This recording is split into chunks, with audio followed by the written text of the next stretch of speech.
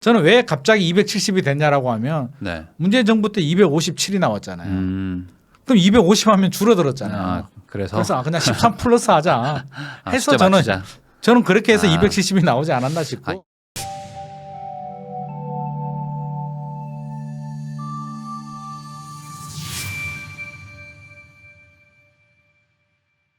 그러면 소장님 뭐 최근에 발표된 뭐 270만 원 플러스 20만 원 더 늘은 것 같은데 250이 아니라 이제 270만 원인데 네. 요거 정책 어떻게 보세요?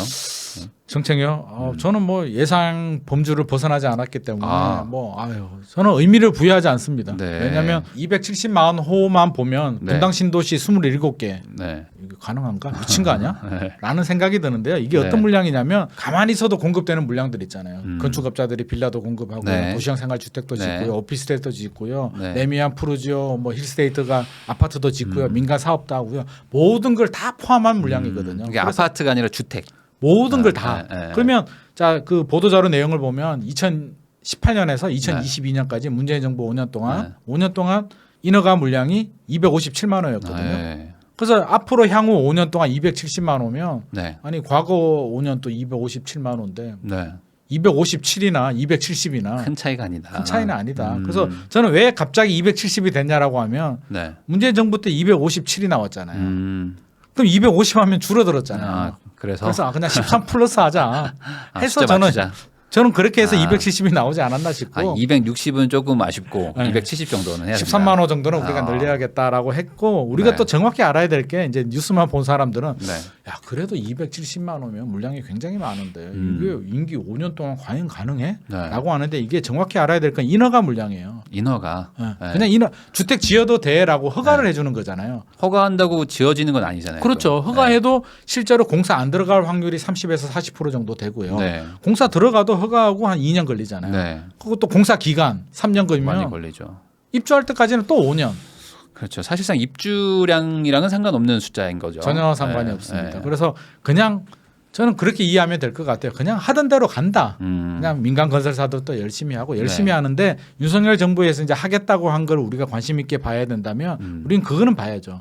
과연 주택 공급을 어떻게 할 것인가를 본다면 이번 대책 내용을 보면 결국에는 민간 주도로 네. 정비 사업, 네. 재건축 재개발, 규제 완화를 통해서 도심 정비 사업 공급 복합 개발도 있고요. 네. 그런 걸 좀 늘리겠다는 거는 우리가 좀 관심을 가져야 되고 네. 원가 주택, 역세권 첫집 같은 것도 조금 50만 원은 택도 없고요. 저는 5만 원라도 제대로 공급이 되면 다행이겠다. 네. 그 정도로 우리가 눈여겨봐야지 네. 분당 27개가 되나? 이렇게 따질 필요는 없을 것 같습니다. 하긴 그렇죠. 이게 아파트냐 빌라냐 어쨌든 한 채는 똑같은 한 채니까. 그럼요. 요즘 그럼요. 이슈되는 반지하도 어쨌든 한 채니까. 그럼요. 그렇게 다 포함해서 생각하면은, 270만 원. 네, 그렇게 해서 250만 원, 270만 원은 좀 숫자적으로 그것도 전국. 전국이니까. 전부 다 해서. 근데 요즘에 또 금리 인상도 되고 사실 원자재도 상승되고 사실 네. 금리 인상이라는 게 예를 들어 빌라를 짓는 분들 입장에서는 이제 부담되거든요. 많이 자금도 융통도 안 되고 네네. 이런 상황이라면 공급이 이게 기존보다도 더 어려운 게 아닌가. 쉽지 않습니다. 네. 지금 건축비가 우리 꼬마 네. 빌딩 다가구 네. 다세대 지을 때 네. 3.3제곱미터당 700만 원 또 좀 부족하거든요. 네. 700만 원 맞아요. 이상 기본 네. 드는데 네. 몇 년 전만 하더라도요. 한 3년, 4년 전만 하더라도 평당 400, 500 이야기했거든요. 그 전에는 더 저렴하게도 지었고요. 네. 이렇게 많이 오르면 땅값도 많이 올랐죠. 네. 땅값도 거의 한 1.5배, 2배 정도. 그렇죠.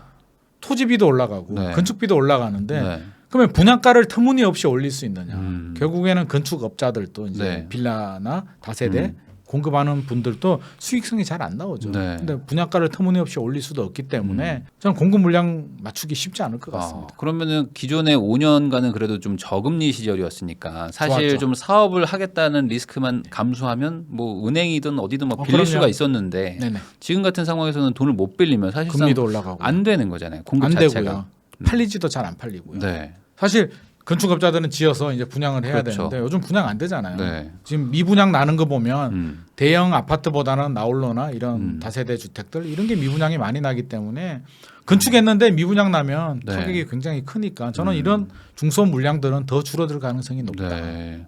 그럼 그래도 좀 분양이 잘 되는 거는 우리나라 사람들이 선호하는 좀 아파트 같은 건데 네. 그럼 아파트 관련해서 분양가 상한제를 좀 조정한다든지 이런 얘기들이 또 이번에 좀 빠진 것 같더라고요. 빠졌죠. 네. 그건 또 왜 빠졌는지 모르겠는데 저는 네. 그거 분양가 상한제는 네. 폐지까지는 아니더라도 좀 완화해 줬으면 좋겠다. 우리 둔촌주공만 보더라도 네. 조합 하고 이제 처음에 줄다리기 할 때 뭐 3.3제곱미터당 2,700만 원이냐 3,500만 원이냐 줄다리기 그렇죠. 했는데 네. 아 주변 시세가 얼마인데요? 주변은 막 5천, 6천에 5천, 6천 하는데 3,500도 저는 말이 안 되잖아요. 그렇긴 4천만 하죠. 해줘도 충분한데 왜 네. 그렇게 터무니없이 눌러서 로또를 만드느냐에 음. 대해서는 저는 굉장히 좀 불만을 많이 가지고 있습니다. 그래서 물론 뭐 보는 관점에 따라서 아, 나 네. 지금까지 집 안 사고 기다렸는데 네.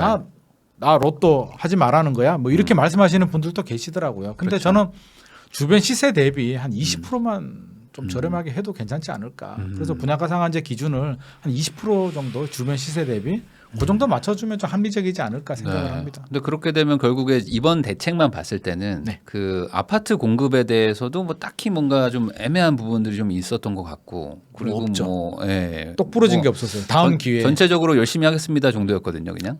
예. 우리 열심히 하겠습니다. 믿어주세요. 약간 뭐. 각오를 다지는 느낌이었는데 각오. 이게 맞습니다. 그러면 크게 뭐 어떤 영향을 미치는 건 없겠어요, 당장은. 이번 내용만 보더라도 이제 시장에서 가장 관심이 있었던 게 네. 초과 이관수 네. 언제 할 것이냐, 안전진단 언제 할 것이냐, 일기 신도시 언제 할 것이냐인데 뭐 다음 기회. 뭐 안전진단은 뭐 9월 상황 봐서 예. 안전 뭐 초과 이관수는 뭐 연말 상황 봐서 뭐다 그런 식으로 일기 신도시는 2024년 추진 이러다가 개욕 먹고 지금 다 밀어버렸기 때문에 직을 걸고 하겠습니다. 다시 이제 바로 발표했죠. 직을 걸고 잘못하면 직을 걸어야 될 수도. 그래서 저는 큰 이번 대책은 진짜로 그냥 청사진. 아 윤석열 정부 5년 동안 이렇게 열심히 하겠습니다 정도의 의미지 이게 공급 대책으로 보여지진 않습니다. 그러면은 이렇게 그래도 발표를 했던 이유는 네. 만약에 좀 너무 좀 공격적으로 발표했다가 네. 집값을 자극하면 어떠냐 그런 것도 있죠. 이게 걱정이 되지 않았을까. 여전히 두려워하죠. 네. 아 이게 그러니까 지켜봤잖아요. 네. 문재인 정부가 부동산 집값 상승 때문에 막판에 얼마나 어떻게 힘들었는지. 고생을 하고 힘들었는지 네. 윤석열 정부가 만약에 집값이 올라가면 그 뒷감당은 전 굉장히 힘들 거라고 보여집니다. 그래서 그런 것도 고려가 했을 것 같아요. 초과이익 네. 환수 직접적으로 해주겠다, 얼마 네. 해주겠다라 하면 또 시장에 자극을 줘서 또 네. 난리가 날까봐 네. 두려워했던 것 같은데 그래도 저는 명확해야 된다고 보여집니다. 네. 대책이란 건 구체적이고 명확해야 되고요. 시장에서 원하는 건 이런 내용 아니에요. 대부분 수요자들이 원하는 건 그래서 어느 지역에 얼마가 네. 언제 공급되고 얼마. 그래서 내가 내 집만에 할 수 있는 거야? 나 언제 준비를 하면 돼? 네. 그 답을 듣고 싶은데 두리뭉실하게 뭐 그렇죠. 15만 원 아. 신규 택지 발굴 정비구역 22만 원 어쩌고. 네. 그래서 어디 내년에 네. 어떡하라는 거지? 뭐 이런 분위기이기 때문에 그리고 물난리 때문에 일주일 연기했잖아요. 네. 뭔가 나올 줄 알았어. 아 이게 일주일까지 연기할 정도면 뭔가 좀 파격적인 걸 안고 네. 있지 않을까? 괜히 연기했어. 네. 그냥 저는 하지. 왜 연기했지? 괜히 물난리 대책 하나 더 네. 추가해가지고 대책 같지도 않은 대책. 그러면은 그래도 여기서 의미를 좀 찾을 수 있는 거는 네. 방향성은 있잖아요. 네. 그래도 방향성은 그래도 좀 재건축, 재개발 그렇죠. 이걸 좀 그건 확실하죠. 확실하게 가겠다라는 거는 선언한 것 같은데 네네. 대신에 좀 시기를 조금 좀 조절하겠다는 느낌이었던 거죠. 속도 조절. 아. 집값 자극은 좀 안 하겠다. 네. 그 사실 두 마리 토끼를 잡으려고 하는데 저는 두 마리 토끼 못 잡는다고 보여지거든요. 각오해야 돼요. 네. 근데 지금 분위기에서 좀 그렇게 공격적으로 하더라도 물론 일부 단지들이야 반응을 할 수는 있겠지만 네. 전체 서울 수도권 지역들이 안 사도 되는 사람들이 또 사고 이러지는 않을 거거든요. 네. 그래서 일부 단지들이야 토지거래 허가를 하든 어떻게 하면 되는 거고요. 예방책을 만들고 추진을 해야지 언제까지 미룰 수는 없는 거잖아요. 네. 초과이익 환수만 하더라도 빨리 해야죠. 네. 지금 또 부과해야 되는 단지들이 있는데 언제까지 미룰 수는 없잖아요. 그러니까 할 일은 좀 빨리빨리 하자. 네. 너무 두려워하지 말자. 근데 뭐 그럼에도 불구하고 어쨌든 뭐 조만간 뭐 발표하겠습니다 정도로 어쨌든 넘어가긴 했는데 네네. 이번에 가장 이슈가 된 게 좀 일기 신도시인 네. 것 같아요. 네네. 일기 신도시 쪽은 뭐 사실 공약 때부터 뭐 기대감이 굉장히 컸죠. 되기만 하면 무조건 한다는 느낌이어가지고 네네. 너무 저렇게까지 할 정도였는데 네. 이번에 발표는 약간 조금 24년 정도쯤 돼서 이제 수립한다. 그러면 상당히 늘어지는 느낌이거든요. 네. 요거 어떻게 평가하세요? 일기 신도시 주민들은 한마디로 장난하냐. 이게 뭐 하는 짓이냐. 네, 분노가 장난 아니던데. 분노죠. 네. 왜냐하면 기대감이 컸거든요. 항상 네. 기대감이 문제잖아요. 네. 기대보다 낮았을 때 이제 분노를 하게 되는데 이건 낮아도 너무 낮은 거죠. 자, 왜 대통령 공약할 때 네. 막 펌프질을 너무 했잖아요. 아, 임기 내에 막 착공이 들어갈 것 같은 막 그런 분위기를 막 조성하다 보니까 네. 일기 신도시 주민들은 착공까지는 아니더라도 진짜 마스터 플랜이 올해 말에 나와가지고 네. 구체적으로 진행이 될 것이다 정도 기대를 했는데 양과 질을 다 놓쳤죠. 양을 보면 맷줄 안 들어갔어요. 또 네. 다른 대책 내용들은 쓱 굉장히 넘어갔어. 많잖아요. 일기 신도시는 맷줄하고 쓱 네. 넘어가. 네. 이게 뭐지? 그거 층간소음 매트랑 비슷한 정도의 그렇죠. 양입니다. 이게 층간소음하고 같은 양인가? 굉장히 열을 받았고 내용 네. 자체를 보더라도 2024년이라고 딱 찍히니까 2024년이면 총선? 총선 때 또 울고 먹고 네. 총선 때 표 찍어주면 네. 이제 또 대선 때까지 바로 또 가고 대선이고. 5년은 물 건너 가는구나. 아. 사기쳤구나. 네. 라고 해서 굉장한 분노를 일으키고 있고요. 지금 화들짝 놀라서 이제 네. 좀 빨리 조속히 추진하겠다. 직을 네. 걸고 추진하겠다라고 하는데 사실 이게 굉장히 어려운 숙제예요. 네. 뭐 어떻게 추진할 거예요? 그러니까요. 사실 답이 없거든요. 음. 제가 볼 때는 답이 없어요. 이거 서울 정비구역 같은 경우는 뭐 개별적으로 몇 개 구역 도정법에 따라서 이렇게 하면 되는데 이게 30만 호잖아요. 네. 5개 신도시. 네. 이 많은 물량을 재건축 진행했을 때 이주 수요에 대해서 집값, 이주 수요가 오면은 집값도 오르고 전세 가격도 오르잖아요. 그러니까 이주 수요를 누가 감당할 수 있을까? 지금 또 어느 단지부터 추진을 할 것이며 네. 인허가 절차라든지 문제가 한두 개가 또 초과 이관수 또 걸리거든요. 초과 이관수는 어떻게 할 것이며 안전진단. 그럼 일기 신도시 안전진단을 특별법으로 네. 완화를 시켜줘요. 상계동하고 목동은. 네. 그럼 우리는 어떡하냐? 우리가 일기 신도시보다 더 오래됐는데. 큰 형들이 있는데 저긴 아니, 왜 80년대 지었는데. 왜 동생한테 상속을 더 주는 거야? 뭐 그거하고 똑같은 거거든요. 똑같이 줘도 열받는데 그렇죠. 뭔가 네. 인센티브를 더 줘도 시원찮을 판에 뭐 하는 짓이지? 그래서 저는 이게 굉장히 좀 첨예한 이해관계가 맞물리면서 네. 저는 그렇게 했으면 좋을 것 같아요. 이게 일기 신도시라고 못 박지 말고 네. 도정법 자체를 네. 저는 전반적으로 손질을 좀 하는 게 좋지 않을까. 저도 좀 개인적으로 그렇게 생각이 드는 게 이게 굳이 이렇게 마스터 플랜까지 짜가지고 다 합치면 사실 재건축은 쪼개야지 합치면 그럼요. 합칠수록 문제가 다 되죠. 열받거든요. 열받죠. 다 다들 만족할수록 다 불만일 거예요. 오히려 다 불만이 생기는데 이거를 합쳐서 한다는 건 너무 좀 말도 안 되는 거고요. 과도한 욕심 아닌가. 저는 도정법을 좀 개정해서 불합리한 부분이 있잖아요. 인허가 네. 절차가 너무 길면 신통기획처럼 그 법제화해서 오히려 네. 단축을 시킨다든지 도정법 안에 뭐 그런 내용들 단지가 뭐 얼마 이상 세대가 되면 통합으로 하고 네. 뭐 어떻게 해준다 뭐 이런 내용들을 여야가 머리를 맞대고 정부하고 좀 해결을 해야지 일기 신도시라고 못을 박아버리면 네. 다른 지역들은 또 목동 마스터 플랜, 네. 상계동 마스터 플랜 또 이렇게 만들 거예요. 여의도 그러니까. 마스터 플랜, 네. 동네마다 다 마스터 플랜 만들어야 되니까 저는 이거는 너무 포퓰리즘이 아닐까. 일기 신도시 주민들 표를 얻는 것도 좋지만 이해를 구하고 안 하겠다는 게 아니잖아요. 일기 신도시를 잘하기 위해서 도정법을 전반적으로 손질을 하겠다. 네. 그렇게 저는 하면 서로가 다 만족하는 결과가 나오지 않을까 생각을 합니다. 그러면은 요즘에 오히려 지금 일기 신도시에서 그 실망 매물 같은 게 나온다. 네네. 그러면서 이제 안 되는구나 끝났구나라고 하면서 물건이 막 나온다는 얘기들이 있는데 네네. 이건 어떻게 생각하세요? 이게 지금 포기를 해야 되는 수준인가요? 아니 시작도 안 했는데 무슨 포기를 해요. 그래서 일기 신도시에서 떠나야겠다 뭐 이런 분들이 있으니까. 저는 그거 절대 반대고요. 말로 거주하시는 분들 중에 네. 설사 마스터 플랜이 나오고요. 특별법이 나오더라도 네. 저는 15년 걸린다고 봅니다. 빨라야 15년, 20년이고요. 어차피 장기 프로젝트예요. 네. 그러면 재건축 재개발이 좋은 게 뭐예요? 단계가 있잖아요. 네. 단계별로 계단을 올라갈수록 이게 가치가 올라가는 하나 거잖아요. 통과할 때마다 가격이 올라가니까. 우리가 입주까지는 15년, 20년이 걸리지만 네. 추진이 네. 되면 플랜카드 하나 붙이고. 하여간 플랜카드 걸리면 올라가요. 그렇죠. 안전진단, 조합 설립, 네. 사업 시행 계획인가 네. 딱딱 할 때마다 올라가잖아요. 네. 그렇게 긴 안목을 가지고 이제 계단을 올라가야겠다라고 생각해야지 마스터 플랜 나오면 모든 게 다 해결이 되고 임기 내에 뭐 착착착 진행이 돼서 그냥 네. 신도시처럼 신도시도 8년 10년 걸리잖아요. 네. 그러니까 이것도 20년 걸리는 거니까 어차피 될 거다. 이렇게 이슈화되고 공론화 되는 것만 해도 저는 성공이라고 보여지거든요. 이게 공론화 안 됐을 때는 하긴 하는 거야.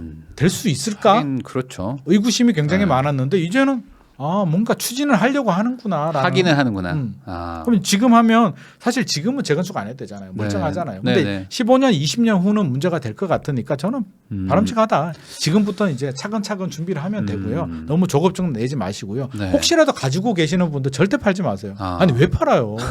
이제 올라갈 일만 남았는데. 이제 시작을 할 건데 그렇죠. 약간 늦어졌다 뿐인데. 네. 아니 왜 그렇게 조급한지 모르겠어요. 좀 차분하게 어차피 20년이니까 그렇죠. 나이가 한 70 넘으신 분들은 네. 내 생에 못 볼 수도 있는데 네. 그것도 자녀들한테 또 좋은 일이 있을 수도 되니까. 있으니까 저는 좀 긴 안목을 가지고 갔으면 좋을 것 같습니다. 사실 이게 여의도 입장에서 보면요, 네. 다들 그냥 애들 장난 같은 거잖아요. 여기는 지금 내가 50살인데 지금 뭐 아직 30도 안 된 애들이 지금 여의도 뭐, 입장에서 네, 보면 무릎 아프다고 하는 거잖아요 지금. 여의도 입장에서는 그렇죠. 30살밖에 안 된 게 어디 그냥 어디 지금 호적에 피도 안 말하는데. 그렇죠. 어디 나이 들었다고 네. 허리 아프다 그러고 아, 말이야. 네. 그러면은 반대로 이 일기 신도시가 지금 이슈가 되긴 했지만 그 서울 안쪽에 있는 더 오래된 곳들 이런 곳들도 똑같은 똑같죠. 메커니즘은 더 가능할까요? 해야죠. 저는 더 해야 된다고 보죠. 그런- 사실 여의도도 좀 해야 되고요. 이번에 이제 공작 아파트가 네. 49층 뭐 나왔더라고요. 네. 구역 지정이 됐지만 네. 저는 왜 이제 됐을까가 굉장히 의구심이 들고요. 서울시하고 정부는 뭐 했을까? 네. 저는 여의도 갈 때마다 느끼거든요. 아, 근데 그 여의도가 마스터 플랜 짠다고 네. 이걸로 계속 지금 한강 마스터 르네상스부터 플랜 또 지금 10년을 간 건데 계획만 짜다가 10년 갔잖아요. 이게 일기 신도시에서 똑같은 일이 일어날까 봐. 충분히 가능성이 있습니다. 그래서 마스터 플랜 잘못 건드리면 네. 이게 바뀔 때마다 시장 바뀔 때, 그러니까요. 도지사 바뀔 때마다 뭐 항상 시장 사기고 그렇죠. 용역 맡기고 정부 바뀔 때마다 이렇게 되니까 용역업체만 돈 벌지 않아요. 그래서 저는 마스터 플랜은 좀 개인적으로 좀 안 좋아하는 입장이고요. 뭐 근데 물론 필요한 지역이 있을 수는 있죠. 사실 네. 여의도는 특수성이 있기 때문에 여의도 용산이야 저는 사실 좀 필요하다라고는 보여지는데 네. 일기 신도시까지 마스터 플랜 할 필요는 없을 것 같고요. 도정법 전체를 저는 네. 좀 손질을 해서 필요한 지역들은 저는 빨리빨리 좀 했으면 좋을 것 같습니다. 근데 그럼에도 불구하고 결국에 재건축 재개발은 이제 시대의 흐름일 수밖에 없다. 그럼요. 이 얘기신 것 같은데 네네. 그러면은 지금 뭐 예를 들어 무주택이신 분들 입장에서는 굳이 집을 산다면은 결국에 재건축 재개발 쪽이 가장 안전한 선택이라고 볼 수 있어요. 무주택자들요. 네. 저는 한다면 음. 기대감이 있고요. 앞으로 더 좋아질 것 같은 미래 가치가 있는 단지들이기 때문에 저는 네. 적극 공략해도 좋을 것 같고요. 그런 분들이 이제 두려워하는 게 있죠. 네. 샀는데 네. 떨어지면 어떡하지? 네. 가장 두려워하잖아요. 그렇죠. 네. 네. 물론 떨어질 가능성도 있습니다. 네. 뭐안 떨어진다는 얘기는 아니에요. 떨어질 네. 수는 있는데 우리가 좀 긴 안목으로 봐야 되고요. 자, 그러면 떨어질 때 우리가 바닥은 모르잖아요. 네. 떨어질 때 살 자신이 있느냐? 저는 그거 쉽지 않다고 보거든요. 네. 언제든지 튀어오를 수도 있는 거고요. 네. 만약에 진짜 마스터 플랜이 너무 잘 만들어져 가지고 네. 뭐 우리 한강 르네상스처럼 그렇게 돼 버리면은 조정이 안 될 수도 있어요. 우리 2010년에서 2012년도 집값 네. 하락기에 네. 개포주공하고 대치동하고 박살이 났거든요. 네. 한강 르네상스 그 반포 그런 지역들은 안 떨어졌단 말이에요. 안 떨어졌어요. 기대감이 또 있으니까. 그럼요. 네. 더 올라갔거든요. 그래서 네. 그때도 제가 좀 의아했던 게 야 이게 반포가 한강 르네상스 때문에 떨어지지도 않네. 개포는 이렇게 작살이 나는데 제가 네. 그 생각을 했었거든요. 네, 그러니까 오히려 제대로 된 마스터 플랜이 나오면 또 가격이 생각보다 안 떨어질 수도 있는 거. 다른 지역에 비해서 버틸 수도 있고요. 네. 떨어진다면 애들이 떨어지면 다른 지역은 음. 똑같이 떨어지는 거잖아요. 내가 네. 일기 신도시 안 사고요. 뭐 예를 네. 들어서 목동 아파트 투자 안 하고 다른 아파트 샀으면 걔도 떨어지는 거기 때문에 네. 어차피 떨어진다면 나중에 또 오른다라는 게 뒤따라 올 수도 있는 거니까 장기적으로 우상향 하니까 실수요자들이라면 네. 그냥 저는 하셔도 좋지 않을까. 그러니까 집이 지금 필요하고 뭐 거주를 해야 되는 그럼요, 분들 그럼요. 입장에서는 필요한 분들 재개발 자금도 재건축이라는 되고. 거는 어쨌든 뭐 확실한 호재 중에인 건 하나니까 그럼요. 그런 쪽은 좀 잘 살다가 언젠가는 또 한 단계씩 올라가면 좋은 거니까요. 네. 그렇게 접근해야지 난 투자해가지고 절대 떨어지면 안 되고 나는 네. 무조건 몇 년 안에 얼마 벌어야 되고 그거는 욕심쟁이. 하긴 제가 요번에 그 갑자기 소장님 말씀하시니까 생각나는 게 그 2018년도 19년도에도 약간 막 조정 받았었잖아요. 그때 네. 막 쭉 빠지다가 네. 그때 더 내려간다. 이제 진짜 시작이라고 했다가 맞아요. 그 여름 지나고 약간 추석 때쯤 다시 반등하니까 맞습니다. 이거 사야 되나 하다가 갑자기 치고 올라가니까 치고 올라갔죠. 못 사셨어요 그때. 네. 근데 지금 또 네. 모르겠습니다. 뭐 그런 현상이 생길 수도 네. 있고 안 생길 수도 있는데요. 저는 이제 좀 조정이 들어가지 않을까 싶은데 제 예상이 틀릴 수도 있는 거고요. 네. 우리가 미래는 모르기 때문에 바닥을 잡는다는 건 참 어려운 거잖아요. 사실은 운이죠. 네. 바닥을 누가 잡아요. 그거는 지나고 나면 우리가 알 수 있는 거고요. 절대 바닥 못 잡습니다. 그건 운이죠. 네. 그래서 2012년도에 아파트 서울 아파트 투자하신 분들은 운이죠. 그거 알고 어떻게 샀어? 하긴 그때 보통 대부분 미쳤어라고 할 때 그냥 몰라 그냥. 그때 샀어. 사신 분들이 그런 이제 분들이. 몇 분이 계시는데요. 제 네. 주변에도 저한테 항상 물어봤어요. 네. 야 지금 들어가도 돼? 네. 더 떨어질 것 같은데 나 어떡하지? 네. 이렇게 하면서 샀어요. 그러면 저는 항상 똑같은 얘기를 했죠. 음. 더 떨어질 수도 있다.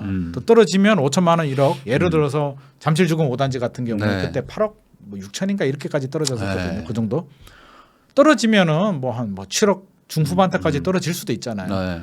떨어지면 1억 그냥 까먹자. 음. 근데 오르면 5억 이상 오르지 않겠냐. 어디에 베팅할래? 지금 상황을 보니까 많이 떨어진 것 같고 규제도 다 풀렸고 떨어졌을 때 징조가 있잖아요. 네, 정부가 네, 네. 규제 지역들 다 해제하고 양도세 뭐 특례 같은 것도 나오고 음. 일부 못 견디는 분들은 패닉 셀링 현상들도 발생하고 징조를 보니까 바닥 가까이는 온 것 같아. 한번 네. 들어가 보자라고 해서 들어간 거거든요. 음. 그분들은 리스크를 안고 투자한 거죠. 그렇죠. 네. 네, 리스크. 굉장한 용기가 필요하죠. 네. 대부분 분들은 그렇게 못합니다. 하긴 또 금리도 높았고 그때 네, 또 네. 낮은 수준이 엄청난 용. 아니었기 때문에. 그러니까 8억 5천짜리 아파트가 7억 5천 되는 걸 각오하고 들어갔단 말이에요. 근데 대부분 지금 불안한데 이런 분들은요. 그런 네. 상황이 되면 절대 못 들어갑니다. 아.